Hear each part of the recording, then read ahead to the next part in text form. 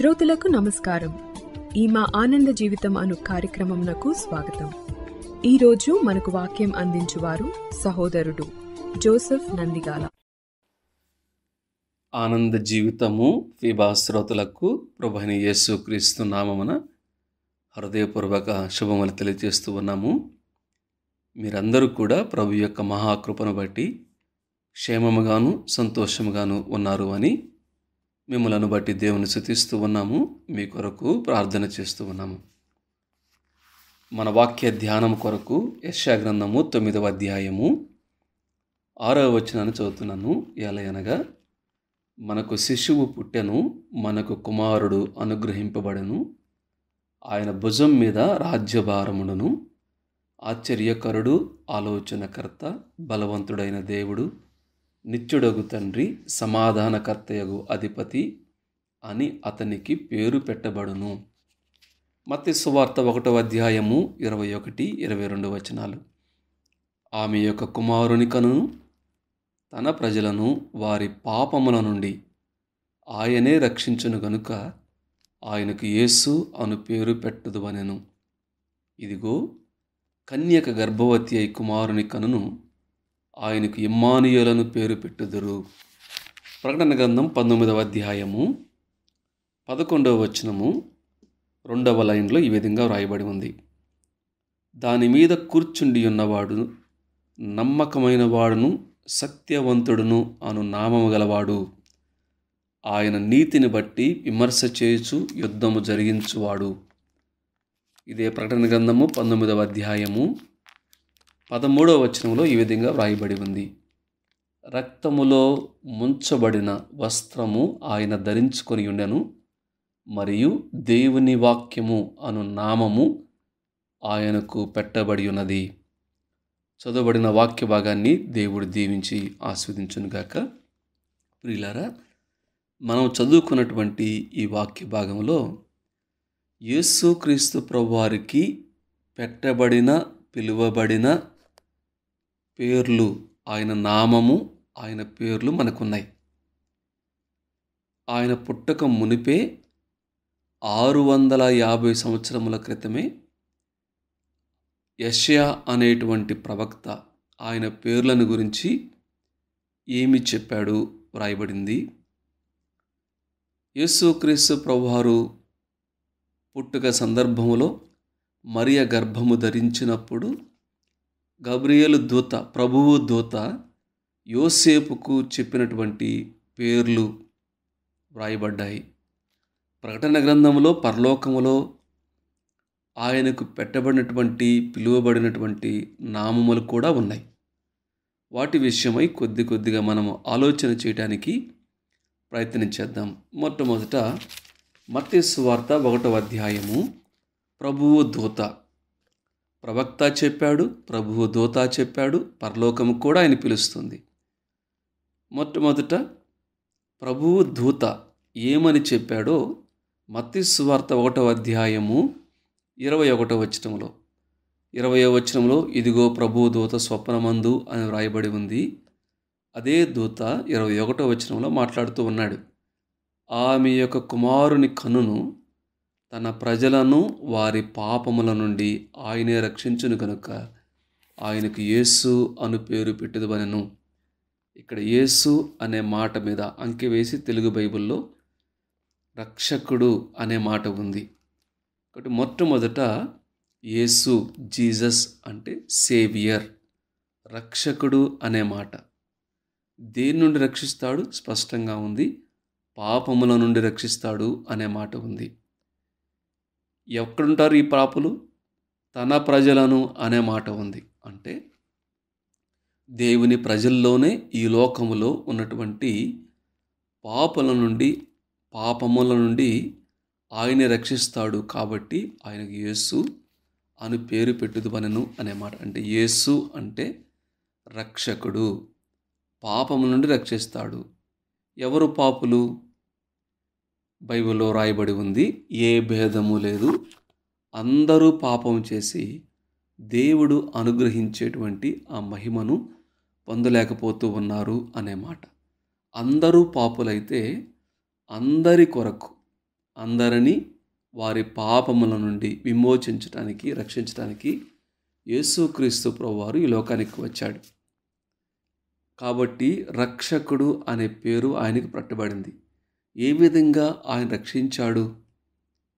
ఏ విధంగా ఆయన రక్షకుడు అయ్యాడు అని ఆలోచన చేస్తే, ఏ పాపముల ద్వారా తన ప్రజలు బాధపడుతూ ఉన్నారో, శిక్షింపబడుతూ ఉన్నారో, బానిసలుగా ఉన్నారో, శాపగ్రస్తులుగా ఉంటూ ఉన్నారో, వారి యొక్క అంతము నిత్య నరకాగ్ని అయి ఉండగా, యేసుక్రీస్తు ప్రభువారు ఆ పాపమునకు రావాల్సినటువంటి శిక్ష, దాని యొక్క పర్యవసానాల్ని, ఆ శాపాన్ని, ఆ ఉగ్రతను, ఆ కోపాన్ని ఆయన మీద వేసుకునడం ద్వారా, సిలువలో ఆయన తన ప్రాణాన్ని విమోచన క్రయధనముగా అప్పగించడం ద్వారా నిర్దోషమైన, నిష్కలంకమైన గొర్రెపిల్లలాగా తన్ను తాను బలిగాను, అర్పణగాను అర్పించుకొనడం ద్వారా భూలోకానికి, మానవునికి రావాల్సినటువంటి శిక్ష యావత్తూ కూడా ఆయన భరించాడు. కాబట్టి ఎవరైతే యేసుక్రీస్తు ప్రభువునందు విశ్వాసం ఉంచుతారో వారికి ఆయన రక్షకుడుగా ఉంటాడు. కాబట్టి మొట్టమొదట పేరు రక్షకుడు, యేసు అనే మాట. కేవలము రక్షించటం మాత్రమే కాదు, ఎవరైతే యేసుక్రీస్తు ప్రభువునందు విశ్వాసం ఉంచి ఆయనను రక్షకునిగా స్వీకరించారో వారికి ఉన్నటువంటి మరొక శ్రేష్టమైనటువంటి వాగ్దానం ఏంటంటే, ఇమ్మానుయేలు అనేటువంటి పేరు. ఇమ్మానుయేలు అంటే దేవుడు మనకు తోడు. మూడు మాటలు. యేసుక్రీస్తు ప్రభువారి యొక్క పేరులను బట్టి, ఒకటి రక్షించటానికి, రెండోది మనతో పాటు ఉండటానికి. ఆయన ఆనాడు శిష్యులతో ఉన్నాడు, ఆ తర్వాత ఆత్మస్వరూపిగా మనతో ఉంటూ ఉన్నాడు. కాబట్టి రెండవ పేరు ఏమిటంటే, ఆయన కేవలము తన్ను అంగీకరించిన వారిని విడిచిపెట్టేవాడు కాదు. వారికి తోడుగా ఉంటాడు, అండగా ఉంటాడు, వారికి ముందుగా ఉంటాడు, వారి చుట్టూ ఉంటాడు, వారికి కావలసినటువంటి సహాయం చేస్తాడు, ధైర్యాన్ని ఇస్తాడు. ఈ ఇమ్మానుయేలు దేవుడు మనకు తోడు, గాడ్ విత్ అస్. ఈ క్రీస్తు పుట్టుక యొక్క సారాంశం ఏంటంటే, ఆ జీవాధిపతి, సర్వసృష్టికర్త, సర్వాధికారి, యుగయుగములు జీవించేటువంటి వాడు మనతో పాటు ఉండుట అనేది ఎంత ఆశ్చర్యము, ఎంత సంతోషము. రెండు పేర్లు మనం చూసాము. ఒకటి యేసు, రెండవది రక్షకుడు అనే మాట. ప్రియులారా, వాక్యము విన్నటువంటి మీలో ధైర్యంగా గుండె మీద చేయి వేసుకొని, ఇదిగో ఆయన నా పాపముల నుండి నన్ను రక్షించాడు, నేను పాపిని, నా పాపముల కొరకు ఆయన శిక్ష అనుభవించాడు, కాబట్టి నేను ఆయనను రక్షకునిగా అంగీకరిస్తున్నాను అని నీ జీవితంలో ఎప్పుడైనా ప్రార్థన చేశావా? ఒకవేళ ప్రార్థన చేయకపోతే ఈరోజే ఆ నిర్ణయం తీసుకో. దీన్నే నూతన జన్మ, క్రొత్త జన్మ, మారు మనస్సు, తీర్మానము, ప్రభువుని రక్షకునిగా అంగీకరించుట అని రకరకాల పదాలు వాడినప్పటికి కూడా ప్రాముఖ్యమైనది ఆయన నీ రక్షకుడా. ధైర్యంగా ఆ మాట చెప్పగలవా? ఒకవేళ చెప్పలేకపోతే ఈ దినమందైనా యేసుక్రీస్తు ప్రభువారిని సొంత రక్షకునిగా అంగీకరించు. ఎవరైతే ఆయన యందు విశ్వాసం ఉంచుతారో వారికి ఆయన తోడుగా ఉంటాడు, ఆయన నడిపిస్తాడు. ఏ విధంగా తోడుగా ఉంటాడు, ఏ విధంగా నడిపిస్తాడు? హృదయములో ఎవరైతే యేసుక్రీస్తు ప్రభువారిని దేవునిగా కలిగి ఆయన రాజ్యం కింద ఉంటారో, ఇప్పుడు ఆత్మ సంబంధమైనటువంటి రాజ్యం ఉంది, భౌతికంగా కూడా ఆయన 1000 ఏండ్ల పరిపాలన ఈ లోకానికి ఆయన రాబోతూ ఉన్నాడు. అయితే ఎవరైతే తాత్కాలికంగా అయినా ఆయన భూలోకంలోకి వచ్చినప్పుడైనా ఆయన పరిపాలన కింద, ఆయన రాజ్యరేఖం కింద ఉంటారో వారిని ఏ విధంగా చేస్తాడో మరొక 4 పేర్లు యెషయా గ్రంథము 9వ అధ్యాయము 6వ వచనములో, ఆశ్చర్యకరమైన ఆలోచనకర్త. ఆశ్చర్యకారుడు, ఆలోచనకర్త అనే మాట ఉంది. ఈ రెండు కలిపి చూస్తే ఆశ్చర్యంగా నడిపించేటువంటి ఆలోచనకర్త. ప్రియులారా, ప్రతి ప్రశ్నకు జవాబు ప్రభువు దగ్గర ఉంది. ప్రతి సమస్యకు పరిష్కారం ఆయన దగ్గర ఉంది. చాలా ఆశ్చర్యకరంగా సలహాలు, జవాబులు, పరిష్కారాలు చూపి ఆయన నడిపిస్తాడు. ఆశ్చర్యకరమైనటువంటి ఆలోచనకర్త ఆయన అనే విషయం జ్ఞాపం చేసుకోవాలి. రెండవది, బలవంతుడైన దేవుడు. ఆయనకున్నటువంటి పేరుల్లో ఇంకొక పేరు ఏమిటంటే బలవంతుడైన దేవుడు అనే మాట. ఈ లోకంలో సైకాలజిస్ట్ కానీ, సైక్రియాటిస్ట్ కానీ, ఫిలాసఫర్స్ కానీ వారు కేవలము ఆలోచన చెప్తారు, సలహాలు చెప్తారు. కానీ ఆ సలహాను పాటించడానికి కానీ, ఆ సలహాను అవలంబించడానికి వారు ఎటువంటి బలం కానీ, శక్తి కానీ వారు సహాయం చేయలేరు. కానీ ఇక్కడ యేసుక్రీస్తు ప్రభు వారికి పెట్టినటువంటి పేరుల్లో బలవంతుడైన దేవుడు కేవలము సలహా ఇవ్వటం మాత్రమే కాదు, ఏదో ఒడ్డున ఉండి మాట్లాడినట్టుగా కాదు. ఆయన ఏ సలహా అయితే ఇచ్చాడో ఆ సలహా ప్రకారంగా పాటించడానికి ఆశపడితే ఆయన బలాన్ని దయచేస్తాడు, ఆయన శక్తిని దయచేస్తాడు. ఆయన అది ఏ విధంగా పాటించాలో కావలసిన తన కృపను, తన శక్తిని అనుగ్రహిస్తాడు. బలవంతుడైన దేవుడు. మూడవది, నిత్యుడు తండ్రి అనే మాట. కాబట్టి ఈయన దగ్గర ఈ ఆలోచనకర్త, ఈ బలవంతుడైనటువంటి దేవుడు ఆయన ఒక తండ్రిలాగా ఎటువంటి క్లిష్టమైనవి, సంక్లిష్టమైనవి, ఇబ్బంది పెట్టేవి, బాధ పెట్టేవి, సరైనటువంటి అర్థం కాకుండా గందరగోళం చేసేటువంటి ఒక నియంతలాగా కఠినంగా ఉండేటువంటి పరిస్థితి ఉండదండి. ఒక సొంత తండ్రిలాగా ఆయన నిత్యుడగు తండ్రి, ఎల్లప్పుడూ మనకు తండ్రి వలె ఉండి ఆయన మనల్ని నడిపిస్తాడు అనే విషయం జ్ఞాపం చేసుకోవాలి. నాలుగవది ఇక్కడ ఏముందంటే సమాధానకర్తయగు అధిపతి, ద ప్రిన్స్ ఆఫ్ పీస్. ఈ ప్రభువు ఎవరైతే ఆయనను అంగీకరించారో వారి హృదయాలలో సమాధానాన్ని ఇస్తాడు, సంతోషాన్ని ఇస్తాడు. ఇది బైబిల్ గ్రంథంలో దేవుని యొద్ద నుండి, పీస్ ఫ్రమ్ గాడ్, దేవుని నుండి సమాధానము అనే మాట ఉంది. దేవునితో సమాధానం ఉంది, దేవుని యొక్క సమాధానము అనే ఉంది.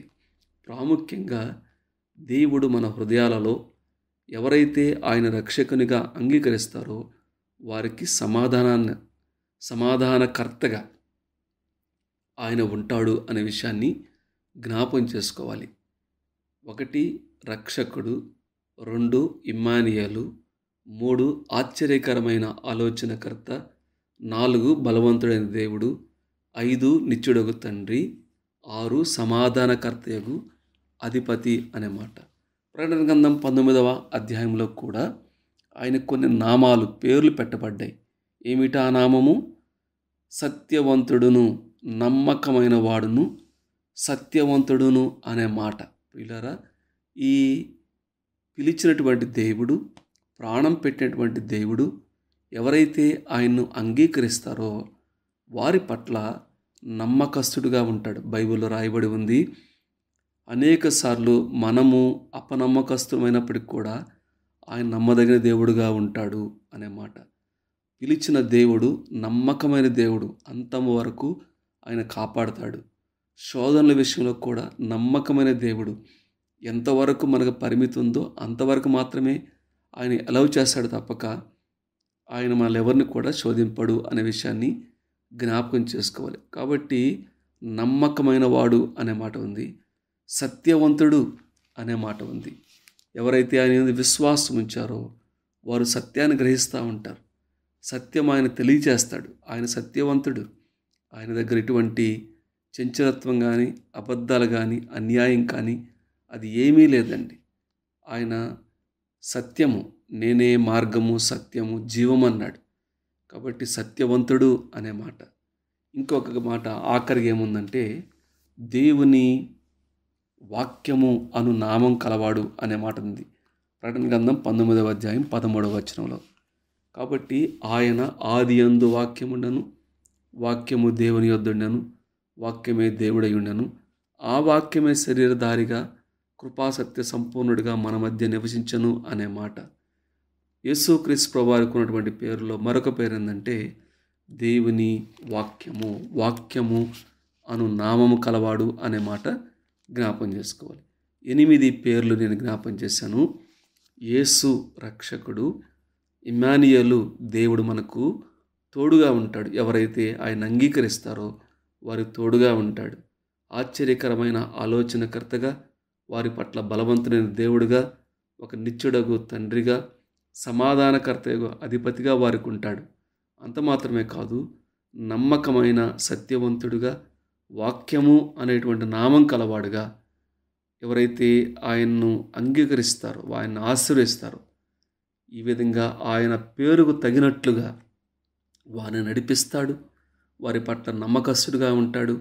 వారికి దీవిస్తాడు, వారిని ఆస్వాదిస్తాడు. ప్రియులారా, వాక్యం వింటున్నటువంటి మీలో ఇంకెవరైనా యేసుక్రీస్తు ప్రభువుని అంగీకరించకుండా వాయిదా వేస్తూ ఉంటే దయతే ప్రభువుని సొంత రక్షకునిగా అంగీకరించవలసిందిగా ప్రభు పేరట మనవి చేస్తున్నాను. నమ్ముకున్న వారు నిజంగా ఆయన ద్వారా ఆలోచన పొందుతున్నామా, బలాన్ని పొందుతున్నామా, ఆయనతో అన్యోన్య సంబంధం కలిగి ఉంటున్నామా, ఆయన ద్వారా సమాధానాన్ని పొందుతున్నామా అనే విషయాలు ఆలోచన చేసుకుంటూ ఆయనను స్తుతించడానికి, ఆయన గణపరచడానికి పరిశుద్ధాత్మ దేవుడు మనం సహాయం చేయనుగాక.